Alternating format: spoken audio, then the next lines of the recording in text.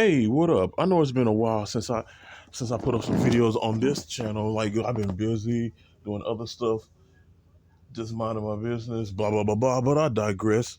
Okay, on this video, I'm gonna talk about I'm gonna talk about the legendary classic album, debut album by Guns N' Roses called "Appetite for Destruction." Okay, this is one of the two. They said there's this book called the 2000 albums you have to have before you die, and if I'm not mistaken, Appetite for Destruction is on one of those. Appetite for Destruction is one of those albums that you have to have before if before you die. You're not a real music connoisseur unless you have Appetite for Destruction in your selection. Okay, this is the debut studio album was released on July 22nd, 1987. Okay, even though got a little mainstream attention, like a year later, it really blew up with singles like "Welcome to the Jungle," "Paradise City," and "Sweet Child of Mine." I absolutely love those songs by Guns N' Roses.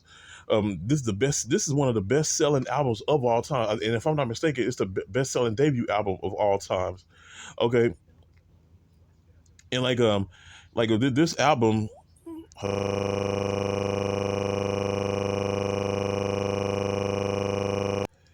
Yeah. Okay. So with I'm gonna give you a few small background. They originally started recording some of these songs in 1985. They was planning on putting out an EP. It features songs like "Don't Cry" and and a cover of "Heartbreak Hotel." But like they recorded the EP with their original artist. I mean, their original guitar player Tracy Guns. He was kicked out of the band and was replaced by the legendary Saul Hudson, aka Slash. Okay, afterwards, they completed their lineup with Axel, Duff, Slash, Steven Adler, and Izzy Stradlin, the other guitarist. But you know something, like they both, even though like Slash is the lead guitarist, Izzy is like the he's like the second lead. Like if you can play Appetite for Destruction on a stereo, and just tune out one side of the speaker, you'll hear Slash playing. You tune out the other side, you'll only hear Izzy guitar playing. And I like that. I like that vibe and that type of unison when it comes to playing music. That coordinate, that synchronized coordination, especially when it comes to two lead guitar players at the same time. Two lead guitar players.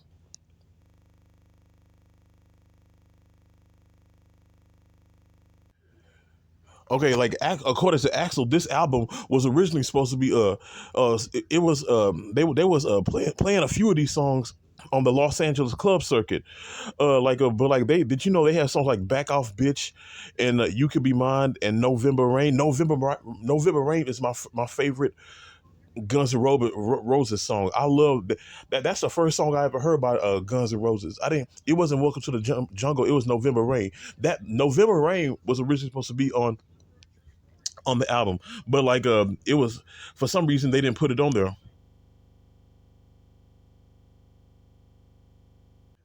That would have been kick ass. But you know what? Instead of putting "November Rain" on Appetite, they instead opted for "Sweet Child of Mine." Now, "Sweet Child of Mine" is just as epic as "November Rain" in my opinion. But if they put But when I found out that they chose "Sweet Child" over "November," it kind of blew my mind. If I they should have put both songs on the album, because it's already a kick ass album. But that album would have really sold if they put "November Rain" on there. Oh, I love "November Rain." That's my favorite song. But that is my favorite song by Guns N' Roses.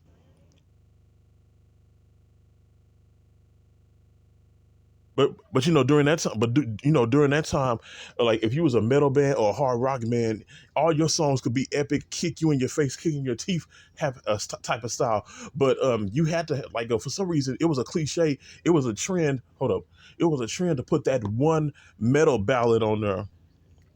It was like, for some, you had to have at least one ballad on the album.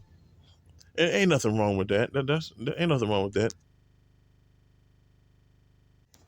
As I was saying, like like when they came out with a couple of producers. One producer they wanted to go along with was the legendary Paul Stanley of the band Kiss, but he wanted to change. But he was later rejected because he wanted to change the drum sound, the way the drumming was played on the album. But like they're like, no, we ain't gonna go with you. And like another reason why this album was so classic is because the original album's cover art, uh, the original cover art by of Appetite for Destruction was going to showing some robot raping a woman, and then he's about to be destroyed by some metal avenger. Like, but retailers refuse to stock that album. There are a few in circulation, very few in circulation, but you got to really dig to find those with the original cover art.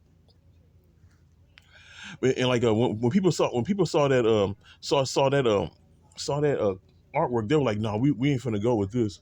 We're gonna go with the original. We're gonna go with we're gonna go with the hold on, this is what they said. Either you change it or we don't put your album because like they fought tooth and nail to have the original cover art.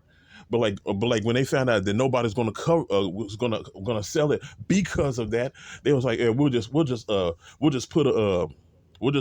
put a design of a Celtic cross and the five band members uh with skulls representing them. I wasn't really feeling that second cover album, but all right.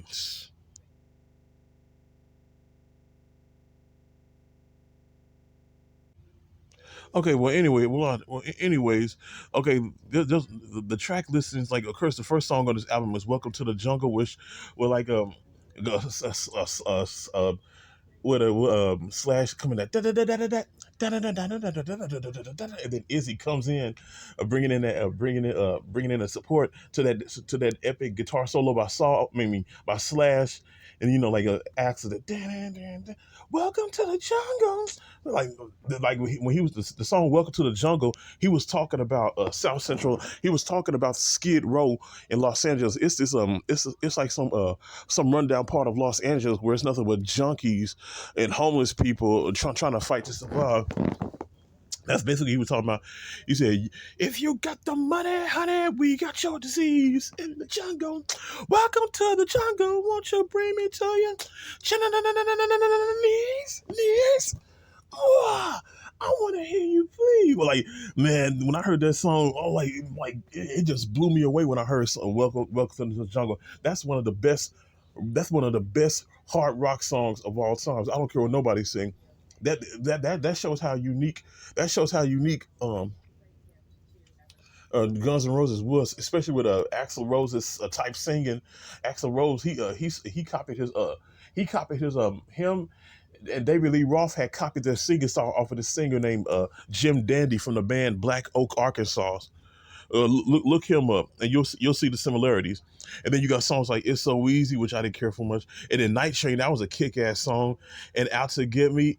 Like those first four tracks, they're basically talking about drugs, sex, rock and roll. The basics when it comes to rock, like metal lyrical content, and like songs like Mr. Brownstone. Like I like Mr. Brownstone. I like that at the beginning of Mr. Brownstone, that muted guitar. Like for those who play guitars, that sound that you hear at the beginning, that like he's basically muting the guitar while he's playing that while he's at the beginning of that song, and like I like the way that's what that song is about. I mean the content of that song, Mr. Brownstone.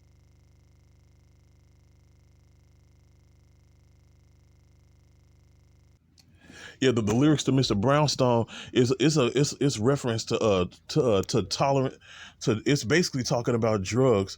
It's like is it I used to like I said I used to do a little but a little won't do, so the little got more and more. Is it I just trying to keep better and better, said a little than before. Like it was talking about it was basically talking about drugs. And like what's like Axel, he wrote the lyrics on the back of a grocery bag and then handed it to and hold on, no, Slash wrote if I'm not mistaken, Slash wrote those lyrics, and then gave it to Axl Rose. He said, let's try this.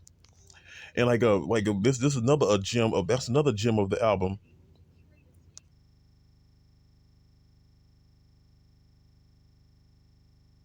And then of course he got the song Paradise. After that, it's the song Paradise City. Take me down to the Paradise City where the grass is green and the girls are pretty.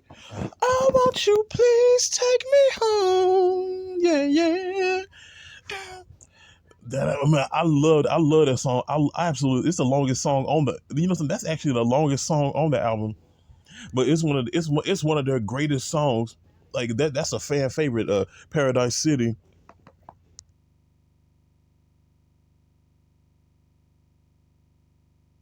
And then you got songs like "Sweet Child of," I mean, think of Mama Shell, then "Think About You," then "Sweet Child of Mine," which is another fan favorite, which is one of their greatest songs. Like I think that their two greatest songs are "Welcome to the Jungle" and "Sweet Child of Mine." I don't know which one is higher. It's either "Sweet Child of Mine" or "Welcome to the Jungle," but "Sweet Child of Mine" is their most popular song. Oh, sweet child of mine. Oh, oh, oh, oh, sweet love of mine. The songs like "You're Crazy" and then "Anything Goes" and then "Rocket Queen." I like him them ended the song with a song like that. Oh man, that's Rocket Queen.